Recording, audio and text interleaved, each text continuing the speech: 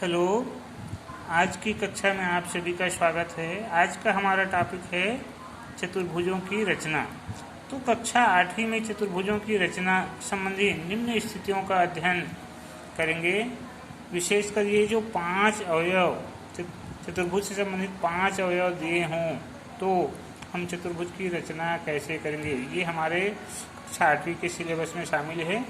तो ये 5 अवयव से संबंधित जो विभिन्न स्थितियाँ हैं, पहला स्थिति है यदि चतुर्भुज की चारों भुजाएं और एक ठो विकर्ण दिए हुए हों। दूसरा स्थिति है चतुर्भुज की 3 भुजाएं और 2 ठो विकर्ण दिए हों। तीसरी स्थिति हमारा यदि चतुर्भुज की 4 भुजा और 2 और 1 कोण दिए हों। चौथी स्थिति हमारी 3 भुजा और 2 अंतःकोण अगर चतुर्भुज के दिए हैं तो हम चतुर्भुज की रचना किस प्रकार से करेंगे। पांचवी स्थिति है यदि चतुर्भुज की केवल 2 ही भुजा और 3 ठो कोण दिए हों, 3 अंतःकोण, तब हम चतुर्भुज की रचना कैसे करते हैं। और छठवीं स्थिति होती है विशेष स्थिति, माने विशेष प्रकार की स्थिति में भी हम चतुर्भुजों की रचना करते हैं। तो चतुर्भुजों की रचना किस प्रकार से की जाती है। तो इस तरह से 6 स्थिति हैं जो हमारे कक्षा 8वीं के सिलेबस में शामिल हैं। तो पहला स्थिति चलिए हम शुरू करते हैं पहला स्थिति पर। पहला स्थिति हमारा चतुर्भुज की रचना उस स्थिति में जब हमारे इस चतुर्भुज के 4 भुजा और 1 विकर्ण दिए हैं। तो चलिए एग्जाम्पल से चलते हैं। ये देखिए मैं एक एग्जाम्पल लिया हूँ यहाँ पर। ये प्रश्नावली 11.1 में से चतुर्भुज की रचना यदि चतुर्भुज की 4 भुजा और 1 विकर्ण दिए हों। उदाहरण लिए हैं चतुर्भुज ABCD की रचना की करना है जब उसकी चतुर्भुज की पहली भुजा AB बराबर 5 सेंटीमीटर, दूसरी भुजा BC बराबर 4 सेंटीमीटर, तीसरी भुजा CD बराबर 4.5 सेंटीमीटर, चौथी भुजा AD बराबर 3.5 सेंटीमीटर और इसके विकर्ण AC, एक ठो विकर्ण दिया AC बराबर 6 सेंटीमीटर। तो यहाँ पर हम चतुर्भुज की रचना करेंगे तो उसके लिए सबसे पहले हम एक कच्चा चित्र बना लेते हैं। ऐसी परीक्षा में आपको कच्चा चित्र बनाने की आवश्यकता नहीं होती, फिर भी हम कच्चा चित्र बना लेते हैं ताकि हमको चित्र को बनाने में समझने में सुविधा हो। अगर चित्र की समझ हमको अच्छे से हो जाए तो हम उसको आसानी से अच्छे से बना सकते हैं। तो कोशिश करना चाहिए कि सबसे पहले हम एक कच्चा चित्र बनाएं। कच्चा चित्र का मतलब होता है किसी भी प्रकार के हमको एक ऐसे ही अपने ओर से चतुर्भुज बना लेना है बिना नापे। जैसे मैंने यहाँ पर बना लिया एक चतुर्भुज, ये चतुर्भुज इस प्रकार से बना दिया। 4 भुजा से घिरी आकृति चतुर्भुज बना दिए।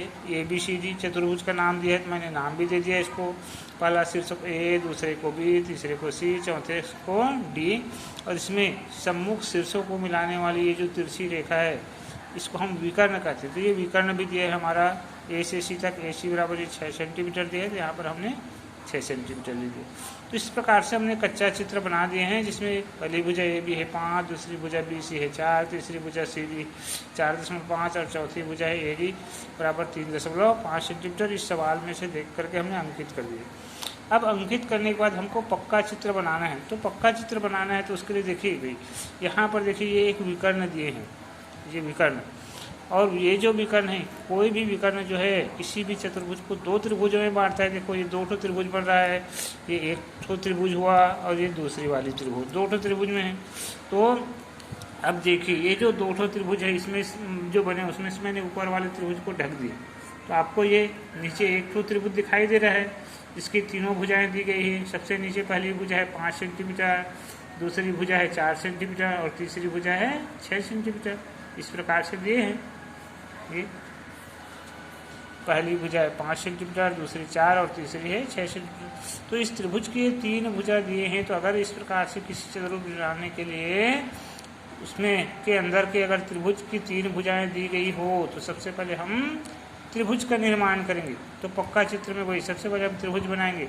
तो त्रिभुज के लिए देखिए इस त्रिभुज की पहली भुजा A से B 5 सेंटीमीटर दिया है तो यहाँ पर हमने 5 सेंटीमीटर स्केल की सहायता से AB ऐसे नाप के पक्का चित्र बना दिया। देखिए 5 सेंटीमीटर दिख रहा है ये इस तरह से 5 सेंटीमीटर रेखाखंड खींचिए। 5 सेंटीमीटर रेखाखंड खींचने के बाद अब हमको ये त्रिभुज बनाना है। तो देखिए इसके लिए B से C ये 4 सेंटीमीटर दिया है। तो आप प्रकार को 4 सेंटीमीटर फैलाएंगे।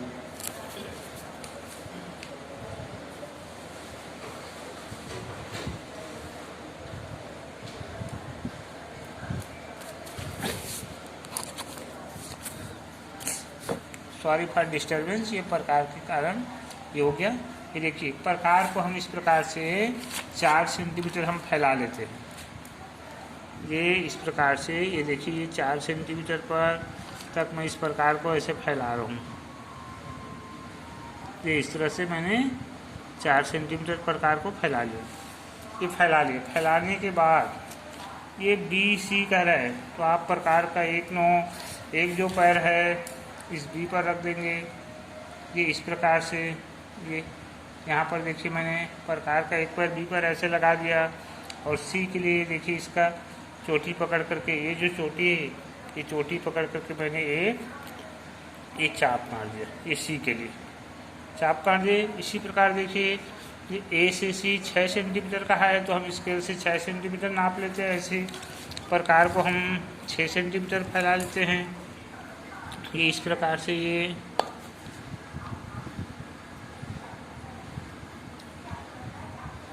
इस प्रकार से हमने प्रकार को 6 सेंटीमीटर फैला लेते हैं। और फैला करके ए सी करे तो इस प्रकार का एक पैर इस प्रकार से हमने ए पर रख दिया और दूसरा ए सी के लिए इस प्रकार से हमने चाप कर दी। तो दोनों चाप जहाँ पर कटते हैं, देखिए ये जो दोनों चाप हैं ये हमारा इस बिंदु पर कटा, यही हो गया आपका बिंदु सी, जहाँ पर ये बी से सी दूरी है 4 सेंटीमीटर, ए से सी दूरी है 6 सेंटीमीटर, ये सी मिल गया। इस प्रकार से सी मिल गया, तो हमारा ए मिल गया, बी मिल गया, सी मिल गया इस चतुर्भुज का। अब चौथा जो सिर्फ से डी है, तो डी के लिए देखिए ए से डी दिया है 3.5 सेंटीमीटर।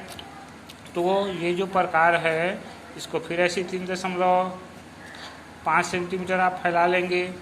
ये मान लीजिए ये है सब, यहाँ पर मैंने नाप के रखा है बना के, ये 3.5 सेंटीमीटर है। स्केल से आप इतना इस प्रकार से फैला करके रख देंगे।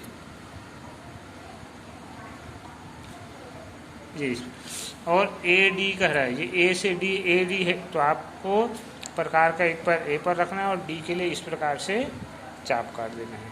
जी, ये ऐसे ऊपर ये पकड़ कर ये देखिए ये इस प्रकार से काट देना है ए से डी के लिए। इसी प्रकार ये सी से डी दिया है 4.5 सेंटीमीटर, तो इस प्रकार को आप फिर थोड़ा सा और फैला लीजिए ऐसे 4.5 सेंटीमीटर। स्केल से इसको नाप लीजिए इस प्रकार से 4.5 सेंटीमीटर। ये इस प्रकार से, ये देखिए यहाँ पर मैं इसको फैला रहा हूँ 4.5, ये थोड़ा सा कम हो गया।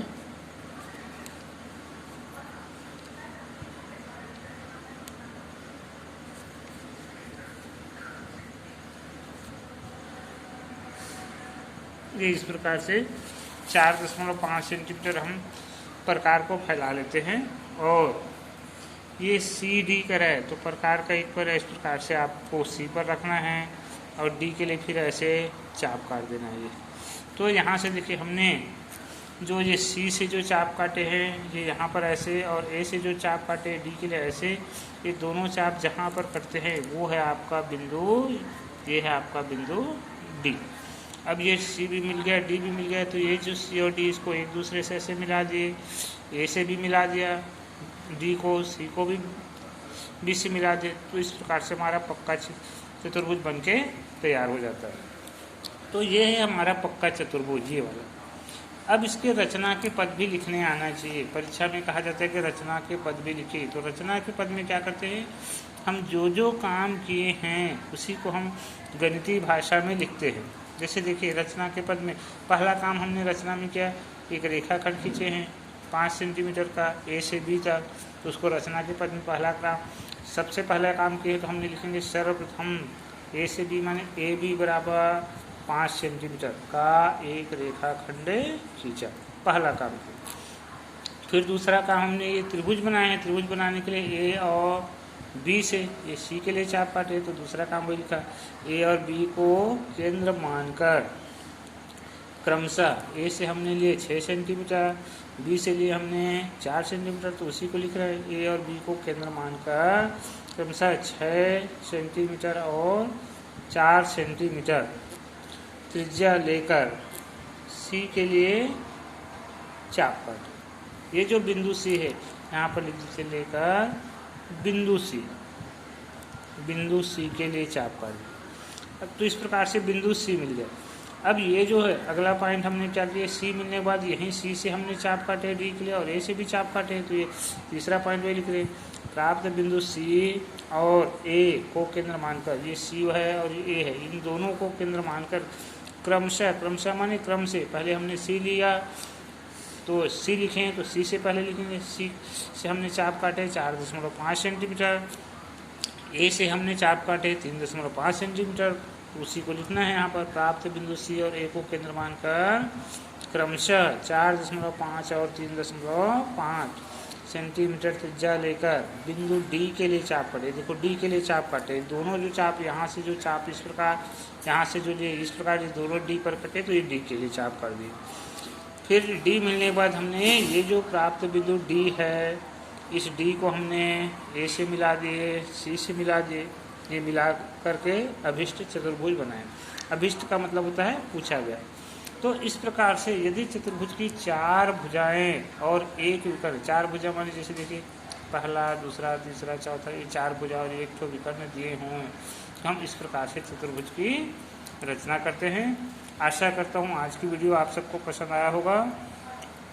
तो आप लोग इसको अन्य बच्चों को शेयर अवश्य करिए, ताकि ज़्यादा से ज़्यादा बच्चे जो है इस वीडियो का लाभ ले सके, इससे लाभान्वित हो सके।